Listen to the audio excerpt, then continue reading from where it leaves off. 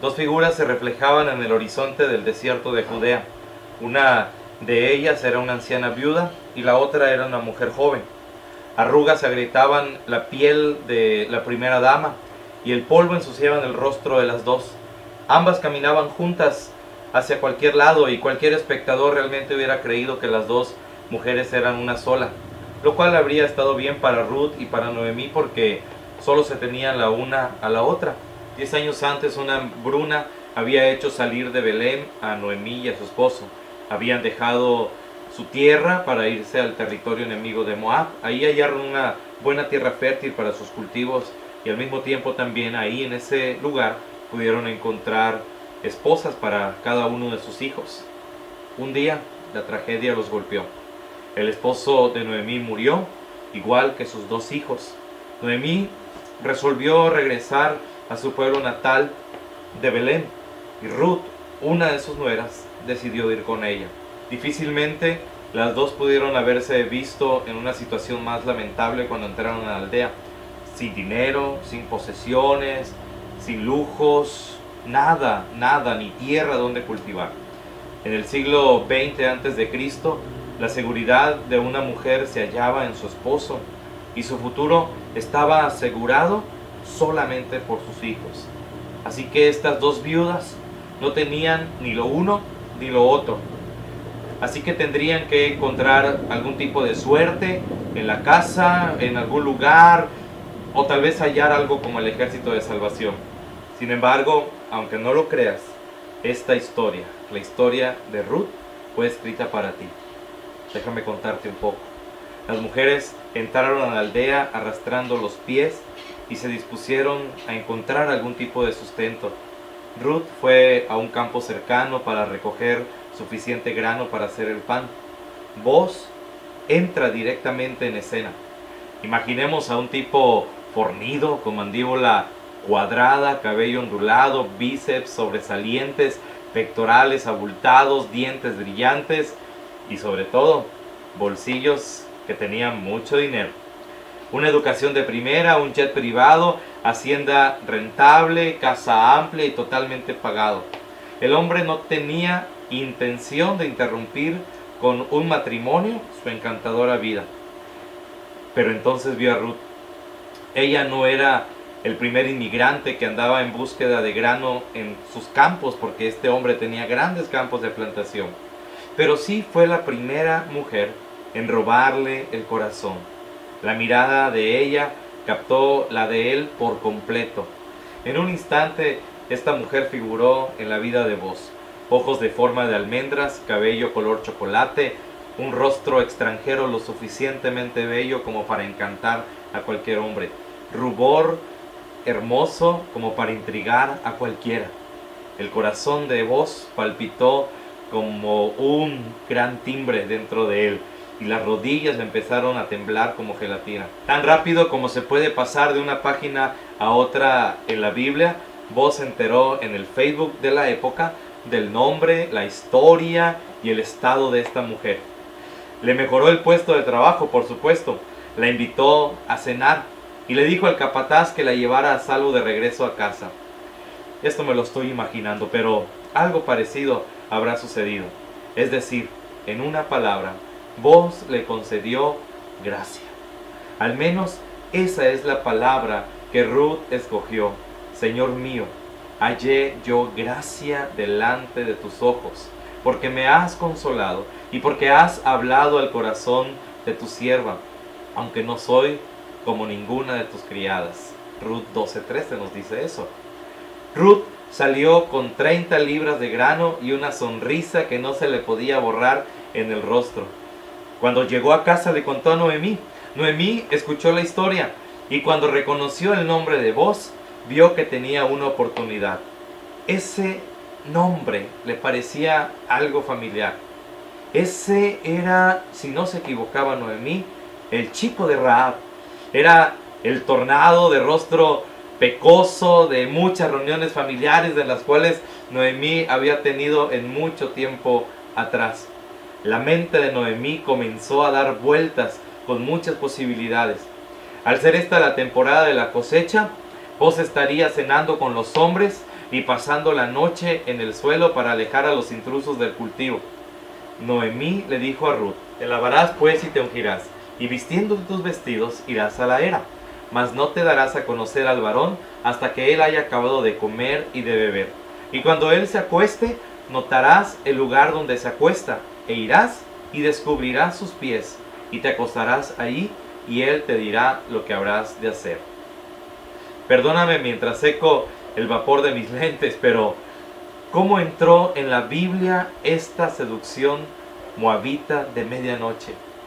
Vos con el vientre lleno y con sueño, Ruth bañada y perfumada. Descúbrele los pies y te acuestas.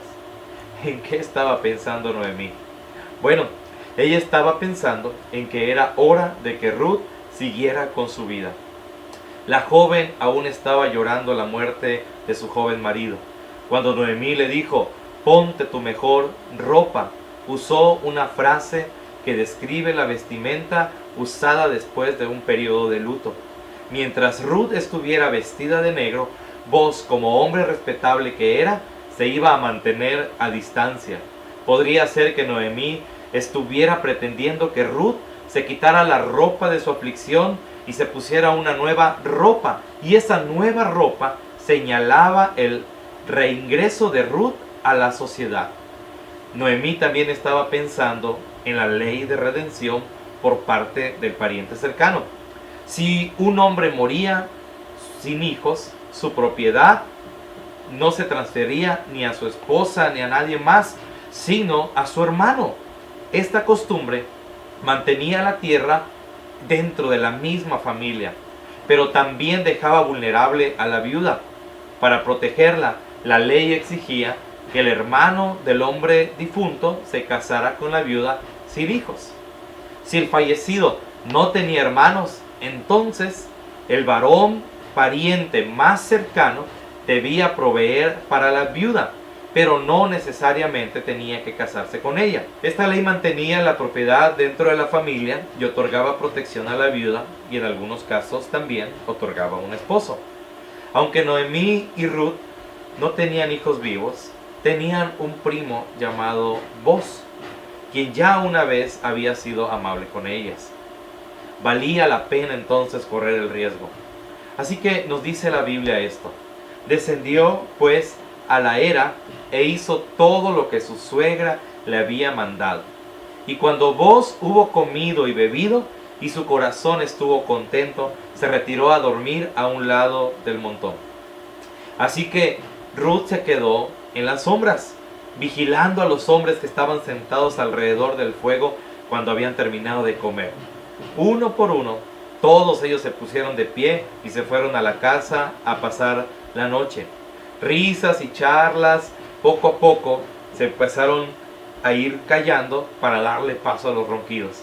Pronto la era quedó en silencio. A la luz de un pequeño fuego que quedó por ahí, Ruth se deslizó y dio el primer paso. Llegó a Boz entre una masa de hombres que todavía dormían ahí. La Biblia nos dice que entonces ella vino calladamente y le descubrió los pies y se acostó. Y aconteció que a la medianoche se estremeció aquel hombre y se volvió, y he aquí una mujer estaba acostada a sus pies.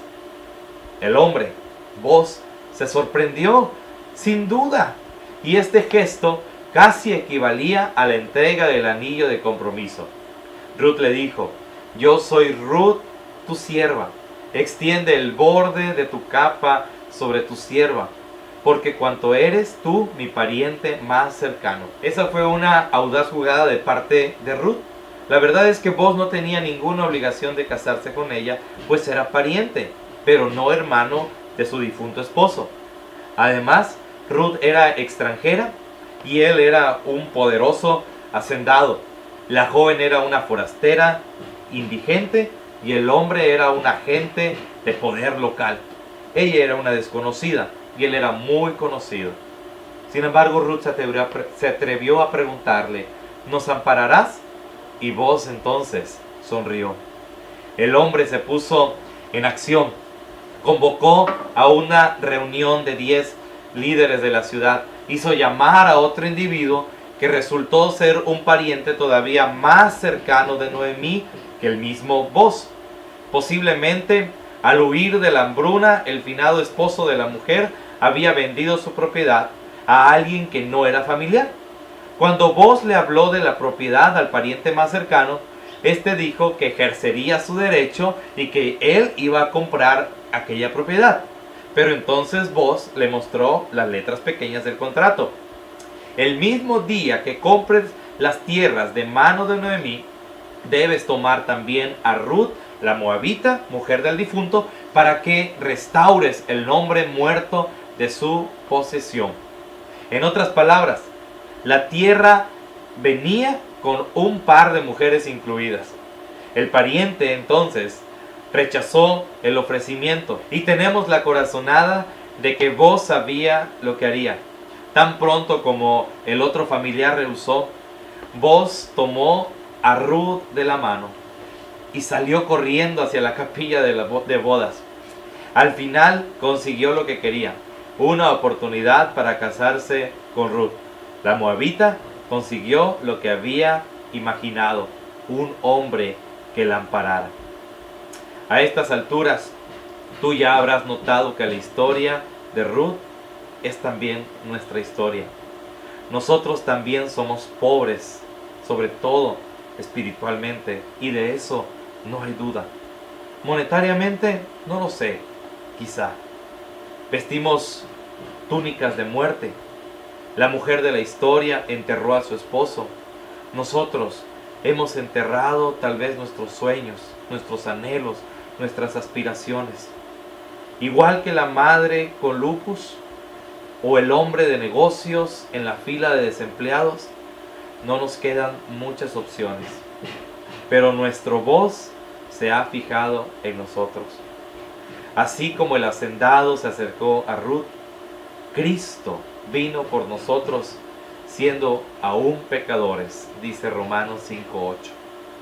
Él dio el primer paso. Nosotros solamente le hemos hecho una pregunta a Cristo: ¿nos ampararás? Y Cristo nos ha sonreído y en su gracia nos ha dicho: claro que te ampararé. No solo se trata de misericordia, sino de gracia.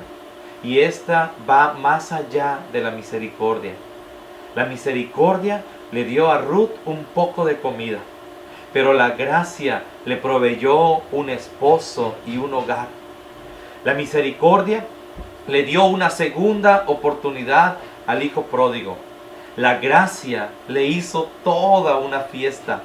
La misericordia llevó al samaritano a vendar las heridas de aquella víctima.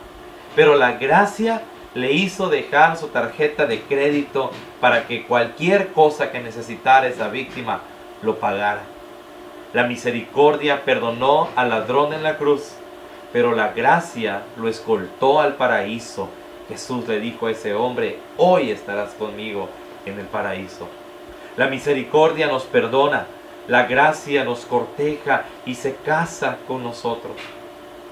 Permíteme explicarlo en detalle. La historia de Ruth es una representación de cómo la gracia tiene lugar en los momentos difíciles. Jesús es nuestro pariente redentor. Él te vio a ti en el campo de trigo, arruinado por el dolor, arruinado por el pecado, y decidió cortejarte el corazón a través de puestas de sol, a través de amabilidad, de un voz espiritual. Cristo Jesús vino a esta tierra a morir por nosotros para redimirnos de nuestros pecados. De providencia nos ha conquistado. De susurros en las Escrituras ha conquistado nuestro corazón. Del libro de Ruth, incluso de cualquier libro que se trate sobre la Biblia. Otros podrían creer eso. La pregunta es si tú lo crees. Porque tal vez tú no lo creas, pero Dios ve en ti una obra maestra a punto de suceder. Cristo hará contigo lo que Vic Muñiz hizo con los recolectores de basura en Gramacho. Jardín Gramacho es el relleno sanitario más grande del mundo. Se le conoce como el Godzilla de los vertederos de basura. Esto está en Río de Janeiro. Lo que Río de Janeiro desecha, Gramacho lo recibe. Y lo que Gramacho recibe, los catadores lo escarban. En Gramacho hay aproximadamente 3.000 recolectores de basura que se ganan la vida limpiando desperdicios y reciclando diariamente 200 toneladas de material desechado. Ellos persiguen la interminable caravana de camiones, trepando la dificultad de las montañas de basura y deslizándose hacia el otro lado, enganchando objetos en el camino, botellas plásticas, tubos, cables y papel. Todo eso es clasificado y vendido a los mayoristas que están al otro lado de este gran vertedero de basura. A través de la bahía, la estatua del Cristo Redentor extiende sus brazos hacia el sur de Río de Janeiro y su zona de apartamentos de $1 millón frente al mar. Allí acuden los turistas, ninguno de los cuales va a ver a Gramacho, ninguno, excepto Vic Muñiz. Este artista nacido en Brasil convenció a 5 trabajadores de la basura para que posaran para retratos individuales. Suelem, una madre de 18 años de edad, ha comercializado la basura desde que tenía 7 años. Isis es un alcohólico y drogadicto en recuperación. Zumbi lee todos los libros que encuentra en la basura. Irma cocina en una olla grande al aire libre alimentos desechados y los vende. Y Tiao ha organizado a los trabajadores en una asociación. Muñiz les tomó las fotos de los rostros y luego agrandó las imágenes hasta el tamaño de una cancha de básquetbol. Él y los 5 catadores delinearon los rasgos faciales con basura. Tapas de botellas se convirtieron en ojos cafés, cajas de cartón en líneas del mentón. Llantas tiradas revestían sombras. Imágenes emergían gradualmente de aquel montón de basura. Muñiz trepó en una plataforma de 10 metros de alto y tomó nuevas fotos. ¿Cuál fue el resultado? La segunda exhibición de arte más popular en la historia brasileña, excedida solamente por las obras de Picasso. Muñiz donó las utilidades a la Asociación de Recolectores de Basura y se podría decir que el artista trató a Gramacho con gracia. ¿Sabes algo? La gracia hace esto. Dios no solo le da la oportunidad de esto como Muñiz al hombre, sino que Dios hace mucho más. La gracia es el Señor Jesús entrando al mundo para darnos salvación de nuestros pecados. Y la gracia es una oferta difícil de resistir. Siéntete tranquilo por un rato. Puedo hacer cosas maravillosas contigo, nos dice el Señor Jesús.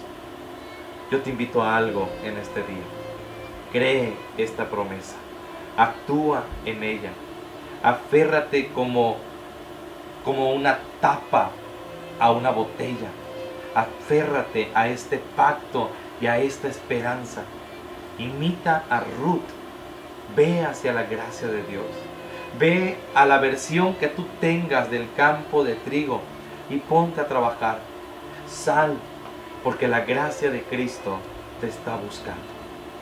Este no es un momento para la inactividad o para la desesperación, aunque tal vez en este tiempo de tu vida te sientas desesperado. Quítate la ropa de luto, porque en Cristo tienes esperanza de gracia.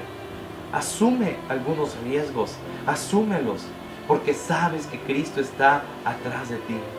Toma la iniciativa, porque su gracia está sobre tu vida. Tú no sabes lo que va a ocurrir, pero sí sabes algo, o puedes saber algo en este día. Su gracia es redentora. Quizá tengas un papel importante dentro de la historia de Cristo. Tal vez tengas una historia que contar, como Ruth la tuvo.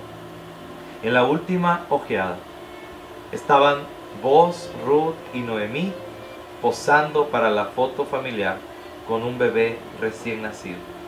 Boaz quería que a este pequeño, obviamente, lo llamaran el pequeño Boaz, pero Ruth prefirió llamarlo Obed. Así que se llamó Obed. Obed tuvo un hijo llamado Isaí. Isaí engendró a su propio hijo, al cual llamó David, el segundo rey más famoso, y este nació en Belén. El primer rey, o el rey más famoso que también nació en Belén, tú lo conoces con otro nombre, se llama Jesucristo. Ahora lo conoces aún más, porque Jesucristo, mi querido amigo, es el Redentor más cercano. Si tu vida está atribulada, si tu vida necesita de gracia, puedes venir a Cristo, porque vas a recibir gracia de parte de Cristo. ¿Quién puede decir que la tuya no será una vida de gracia cuando encuentres a Cristo? Ven a Cristo. Él está aquí para redimirte de todos tus pecados y de todas tus dolencias. Hasta la próxima.